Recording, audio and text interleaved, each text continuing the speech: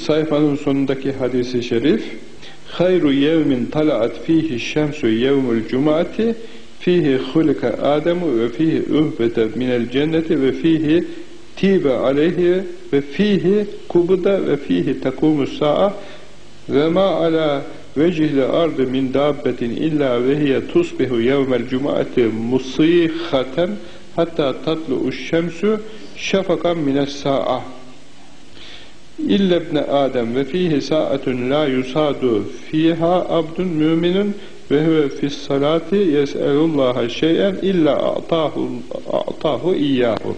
Ebu Hureyre radıyallahu anh'ten Ahmed İbni Hanbel mezhep imamlarından Ahmed İbni Hanbel rivayet etmiş. Peygamber Efendimizin bu hadis-i şerifi Cuma günü hakkında. Peygamber sallallahu aleyhi ve sellem buyuruyor ki, güneşin doğduğu günlerin en hayırlısı Cuma günüdür. En hayırlı gün Cuma günüdür. Cuma günü fihi hulika Ademu.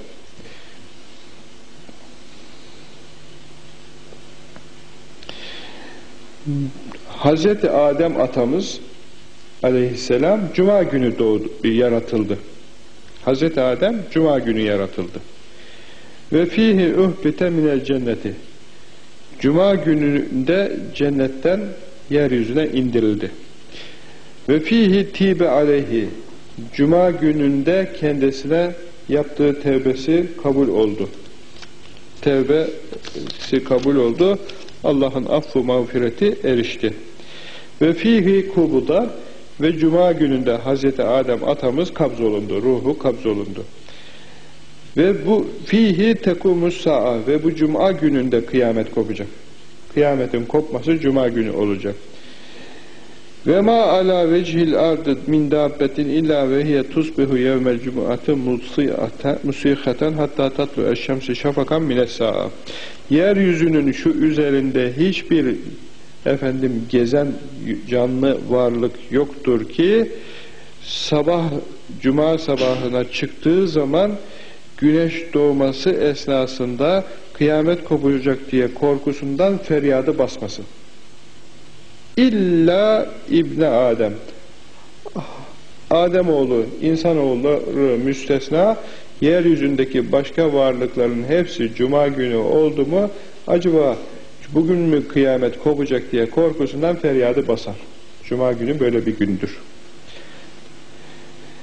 Ve fihi saatun ve bu Cuma'nın içinde bir zaman vardır ki la yusadu fiha abdun müminun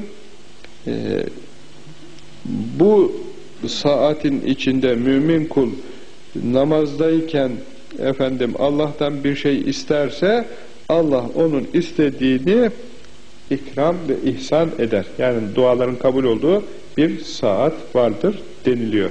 Cuma günü çok önemli bir gündür muhterem kardeşlerim. Bu hadis-i şerifte uzun uzun böyle Cuma ile ilgili bilgiler vermiş Peygamber Efendimiz. Cuma günlerine ihtimam edin, itina eyleyin. Cuma günü sabahleyin erkenden işe gidecekseniz bile kalkarsınız, Cuma abdesti, gusül abdesti alırsınız. Cuma günü yıkanmak 10 günlük günahın affına sebep olur. Perşembe gününden tırnaklarınızı kesip tıraşınızı olup vücuttaki fazla kılları izale eyleyip hazırlığınızı yaparsınız. Cuma günü en temiz elbiselerinizi giyersiniz. Cuma namazına gitmeye büyük ihtimam gösterirsiniz. İşinizi ona göre ayarlarsınız. Cuma namazına erken vakitte gidersiniz. En erken gidene sevap en fazladır. Cuma gününden ve Perşembe günü akşam namazından sonraki vakitten itibaren, yani Cuma gecesinde Peygamber sallallahu aleyhi ve sellem Efendimiz'e çok salatü selam edersiniz. Çünkü kendisi öyle emrediyor. Çok salatü selam etmenin şeyini bildirmiş, faziletini bildirmiş ve Cuma günü mümkünse hasta ziyaret edersiniz. Cuma günü sadaka vermeyi ganimet bilin. Cuma günü büyüklerinizin, sevdiklerinizin, yakınlarınızın mümkünse kabrini ziyaret edin. Cuma günü programına dikkat edin. Tabi bunların yapılması için ne lazım? Cuma gününde insanın serbest olması lazım. Hristiyanlar ne kurnaz adamlar ki, allem etmişler, kallem etmişler, pazar gününü dünyanın her yerinde tatil etmişler. Yahudiler ne kurnaz adamlar ki, cumartesi günü çalışmamanın çaresini, yolunu bulmuşlar.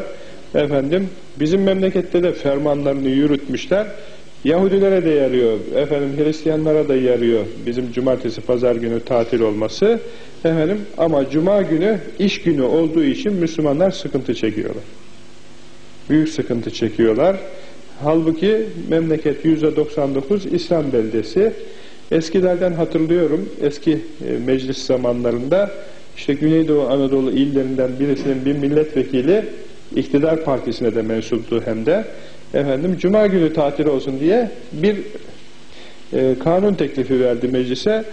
İktidar partisinin milletvekilleri bile gelmediler, savuştular o gün mecliste o konuşulacağı zaman. Çünkü gelse, menfi oy verse seçmenler yakasına yapışır da yapar filan diye. En iyisi o gün ortada görünmediler, toz oldular.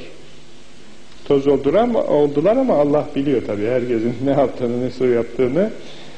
Cuma günü böyle sevapların kazanılma imkanının, ihtimalinin çok olması dolayısıyla Müslümanların tabii bu işe ihtimam etmesi, gayret etmesi lazım gelir. Serbest meslek erbabı bunu rahatlıkla yapar. Rahatlıkla yapar, bu sevapları kazanır. Memurlar da artık yüreği yansın dursun. Hayrukum li ehlihi ve ene hayrukum li ehli. Bu cuma günü hakkında şimdi öbür hadise geçmeden söylenecek bir iki söz daha var. Cuma namazlarını kılın. Cuma namazlarını 3 defa terk edenin kalbine Allah bir yapar, mühür vurur. Hani dükkanlar kapanıyor, belediyeden geliyor, kapatıyorlar dükkanı. Bir de kırmızı mühür akıtıyorlar, açılmaz. Açılırsa görür gününü. Mühürlüyorlar 3 ay kapalı, 2 ay kapalı, 15 gün kapalı, bir ceza veriyorlar, kapanıyor. Allah kalbi öyle bir mühür vurur, kapatır, kalbi gönlü insanın kararır, taşlaşır, bir işe yaramaz. Cuma günü çok önemli. Cuma namazına gitmeye çok gayret edeceksiniz. Cuma namazının o saatleri mümkünse onu tatil etmek için veya işe girerken ben o vakitte mutlaka yaparım diyeceksiniz. Almanya'da filan diyorlar böyle bizim işçilerimiz. Ben Cuma'ya giderim diye şart koşuyor adamlara. Şu saatten şu saate kadar yapmak şartıyla diyorlar. Cuma'nın kaçırılmamasına dikkat eyleyin. Cuma kılınmamalı diyen kimseler var. İslam namına. Yani Müslümanların arasında şimdi İran'dan etkilenen, esinlenen bazı gençlerin arasında gruplar var ki Cuma kılınmasın. Çünkü devlet İslami usullere göre değil vesaire filan gibi şeyler söylüyorlar. Öyle de olsa böyle de olsa Cuma namazı kılınacak. Alimlerle konuşulmuş, istişaresi yapılmış bir mesele, Cuma namazı kılınacak.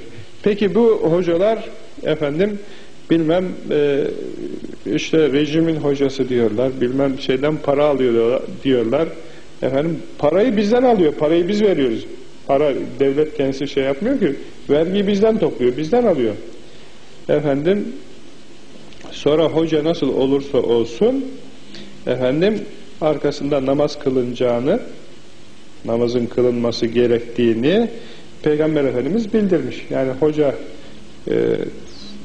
facir de olsa, iyi de olsa arkasında namaz kılana zarar gelmez. Hocalara iftira atıyorlar veya yan bakarak hocanın arkasında namaz kılmıyorlar. Yeni cereyanlardan yani bu cuma kılmama cereyanı doğru değil muhterem kardeşlerim. Sizin yakınlarınızdan, bildiklerinizden böyle yapanlar varsa çok incelettirdim, çok sordurdum, muhterem kimselerle istişaresini yaptım. Dini bakımdan doğru olmuyor. Çünkü onlar dini bakımdan böyle yapmak lazım diye söylediklerinden bunu da açıklamamız lazım. Çok hadis-i şerifler var. Çok tehlikeli iş yapmış olurlar cumayı kılmazlarsa. Çok kendilerini tehlikeye atmış olurlar.